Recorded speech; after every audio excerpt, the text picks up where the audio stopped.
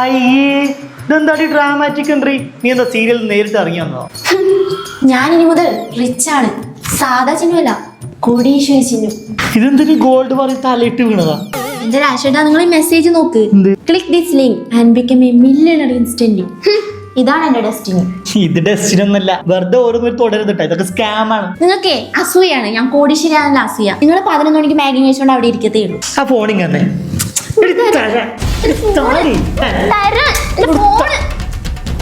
Link ക്ലിക്കായി.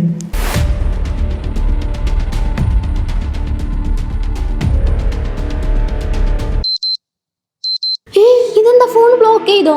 ഇത് എയർടെലിന്റെ safe internet future ആണ്. ഇതിനിപ്പോ സ്കാമിൽ നിന്നാണ് ഇപ്പൊ രക്ഷിച്ചിട്ടുള്ളത്. ഞാനിപ്പോ ഒരു സ്കാമിൽ വിട്ടുപോയിന്നോ? അത് വളരെ ഷാഡി ആയിട്ടുള്ള ലിങ്ക് ആയിരുന്നു. എയർടെൽ നെറ്റ്വർക്ക് ഇത് ഓട്ടോമാറ്റിക് ഡിറ്റക്ട് ചെയ്തിട്ട് അത് ബ്ലോക്ക് ചെയ്യും. ഓക്കെ. മാത്രമല്ല ഇത് വാട്സപ്പിലും SMS-ലും ഇമെയിലും സസ്പിഷ്യസ് ലിങ്ക് ബ്ലോക്ക് ചെയ്യും.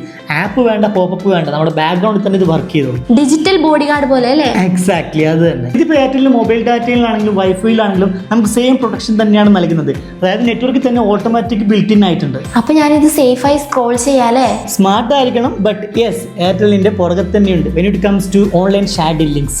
അപ്പോൾ ഇത് തന്നെയല്ലേ സേഫ് നെറ്റ്വർക്ക്? ഇതെന്താണ് ഞാൻ എൻ്റെ ഫാമിലി ഗ്രൂപ്പിൽ ഷെയർ ചെയ്യാം. എൻ്റെ കസിൻസ് എല്ലാം കൺഗ്രാറ്റുലേഷൻസ് എല്ലാം മെയിൽ കണ്ട അപ്പോൾ ക്ലിക്ക് ചെയ്യും. നിന്നെ പോലെ അല്ലേ?